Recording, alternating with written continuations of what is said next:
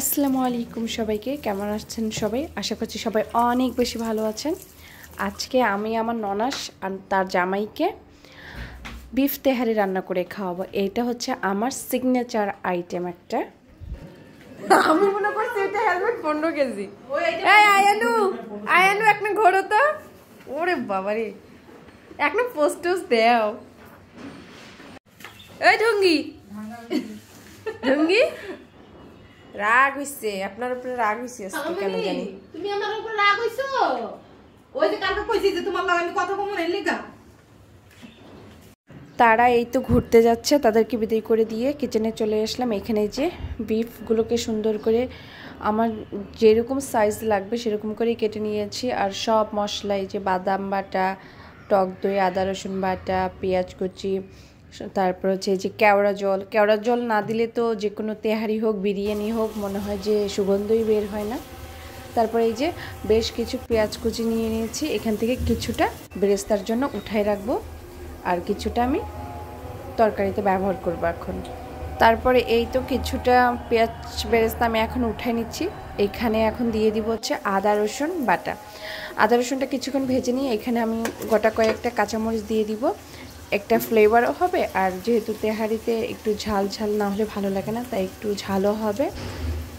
আর চারিদিকে হচ্ছে আজানের ধ্বনি, যেহেতু আজকে শুক্রবার আজানটা একটু তাড়াতাড়ি পড়ে গেল। তারপরে এখানে ধনিয়া গুঁড়া, জিরে গুঁড়া, লবণ দিয়ে দিলাম, দিয়ে একটু নেড়ে চেড়ে নিয়ে আবার হচ্ছে বাকি উপকরণগুলো দিয়ে দিব। তারপরে এই তো আমি এখানে 4 টেবিল চামচ পরিমাণ হচ্ছে টক দই দিয়ে দিলাম। তারপরে এটা কিছুক্ষণ একটু ভেজে নিব। আসলে তেহারি বিরিয়ানি এইসবের মধ্যে টক দই না দিলে তো হয়ই না। আর আমার হাতের রান্নার মধ্যে যত রান্না করেছি এখন পর্যন্ত, এর মধ্যে হচ্ছে এই বিফ তেহারি বলেন, বিফ বিরিয়ানি বলেন, এটা হচ্ছে আমার একদম সিগনেচার একটা আইটেম। তারপরে এই যে আমি হচ্ছে বিরিয়ানির পুরো মশলাটা এখানে ইউজ করলাম, যেহেতু আমি 1 কেজিরও বেশি পরিমাণ গরুর মাংস নিয়ে নিয়েছি। মশলাটা আমার সুন্দর করে কষানো হয়ে গেছে। এখন এই যে আমি উপর থেকে মাংসটা দিয়ে দিব। তারপরে মাংসটাকে আবার বেশ কিছুক্ষণ ভেজে নিয়ে লো মিডিয়াম হিটে 30 থেকে 35 মিনিটের জন্য আমি রেখে দিব। দেখেন কালারটা এখনই কি লোভনীয় লাগতেছে, মনে হয় আমি এখনই খেয়ে ফেলি। আসলে তো খাওয়া যাবে না। আর এই যে দেখেন কতটা পানি ছাড়ছে মাংস থেকে, আমাকে আর পানি দিতেই হবে না।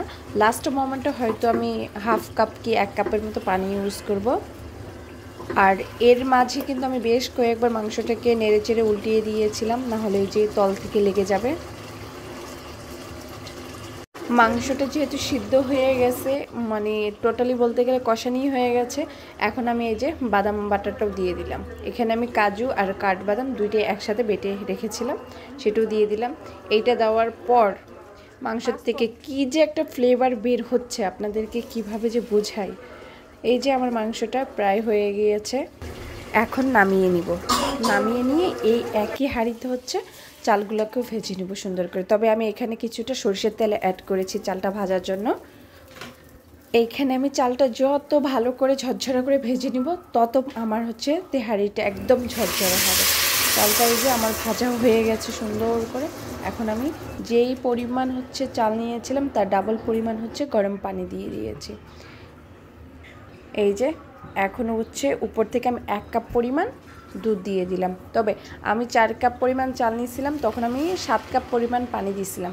আর 1 কাপ এই যে লাস্টে দুধ দিলাম। দুধটা দিলে হয় কি সুন্দর একটা দোকানের মতো গন্ধ হয় আর হচ্ছে স্বাদও হয়। এখন এই যে মাংসটা অ্যাড করে দিয়ে উপর থেকে কয়েকটা কাঁচামরিচ দিয়ে দিলাম আস্ত, সুন্দর একটা ফ্লেভার বের হবে। তারপরে যে এখন আমি আমার যেটা না হলে একদমই হয় না, কেওড়া জল অ্যাড করে দিচ্ছি। তবে এটা বেশি পরিমাণে দেওয়া যাবে না,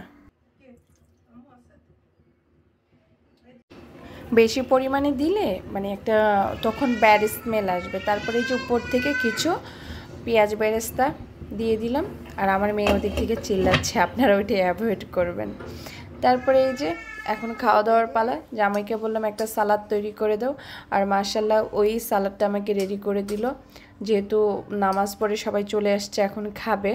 যে কোনো মজাদার খাবারের সাথে যদি একটু সালাদ হয় তাহলে খাবারের স্বাদটা মানে দ্বিগুণ বেড়ে যায়। আজকে এই পর্যন্তই। সবাই ভালো থাকবেন, সুস্থ থাকবেন, আর আমার পেজটাকে ফলো করে পাশে থাকবেন। আসসালামু আলাইকুম।